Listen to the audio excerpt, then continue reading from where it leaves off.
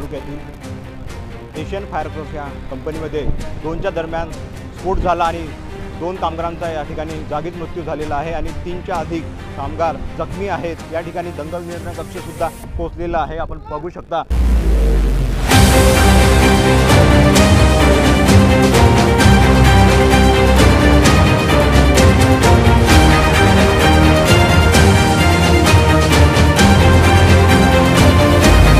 कंपन्या बारूद कंपन्या अनेक ठिकाणी आहे, पण ज्या वेळेस त्यांना ती परवानगी दिली जाते त्यावेळेस त्यांना एक सेफ्टी प्रिकॉशन सेफ्टी नॉर्म एक नियमावली सकट दिली जाते।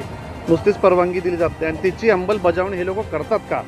आणि अंमलबजावणी करत नसेल तर आपल्या भागातील लोकांचा जीव धोक्यात आहे, महिलांचा जीव धोक्यात आहे आणि यांच्यावर कडक कारवाई झाली पाहिजे।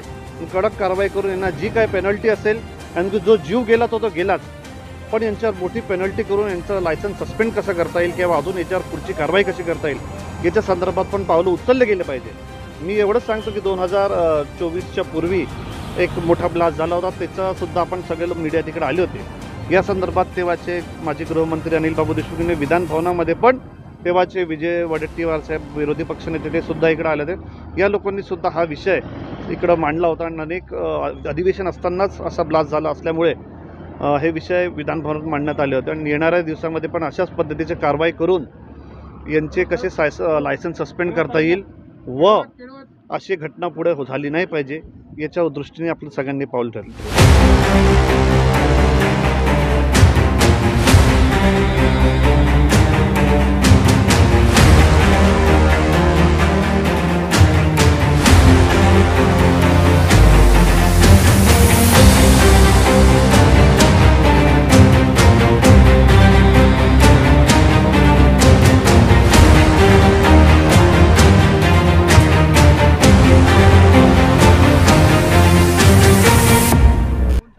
इथं एशियन फायरवर्क्स म्हणून फॅक्टरी आहे कलमेश्वर तालुक्यात।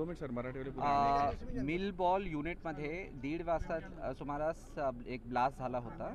ब्लास्टमध्ये 2 व्यक्ती 2 लेबरर्स जे आहेत त्यांचा मृत्यू झालेला आहे। सध्या जे आहे ते सिच्युएशन सेफ आहेत, फॉरेन्सिक्स टीम्स येणार आहेत, पोहोचणार आहेत। त्या सोडून लॉ अँड ऑर्डर काही विषय नाही आहेत।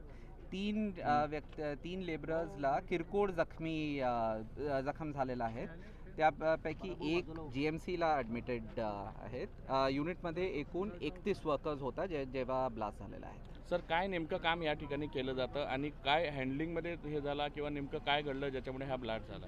कारण काय आहेत ब्लास्टचे ते सध्या क्लिअर नाही आहेत, फॉरेन्सिक अनालिसिस नंतर आम्ही सांगतो। इथं जे आहे ते फायरवर्क्स बॉम्ब्सचे जे सुतली आहेत त्याचं प्रोडक्शन होत आहे। सर, आता आपण सांगितलं की तिथे 31 जण होते, नेमकं किती जणांना इम्पॅक्ट झाला आणि कितपर्यंत हादरा जाणवला आणि किती काय जखमी? इम्पॅक्ट झोन जे आहे ते लगभग 50 फीटचे आहेत।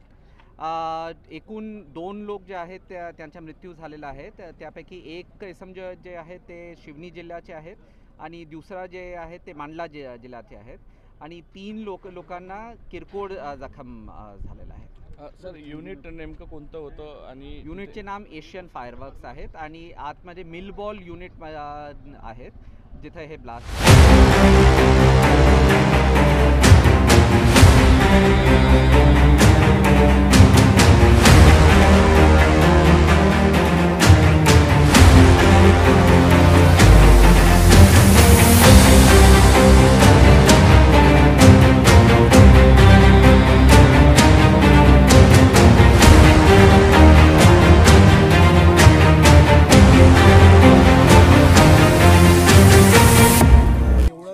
लोड दिलेला आहे की 12 घंटे हे काम करून राहिले आहे आणि मिनिमम वेजेसवर पण त्यांना पेमेंट देत नाही आहे। यांचं PF SSI काहीही आहे, गव्हर्नमेंटच्या नॉर्म्स प्रमाणे यांचं काहीही इथे नाही आहे, तरी सुद्धा हे अनलिगल सारखे प्लांट चालवत आहे आणि 12 घंटे काम करून घेत आहे। इथे नुसतं वाती आणि गन पावडर बनते, तरी सुद्धा ह्याच्यातले परिसरातले 2 गावं हादळून गेले।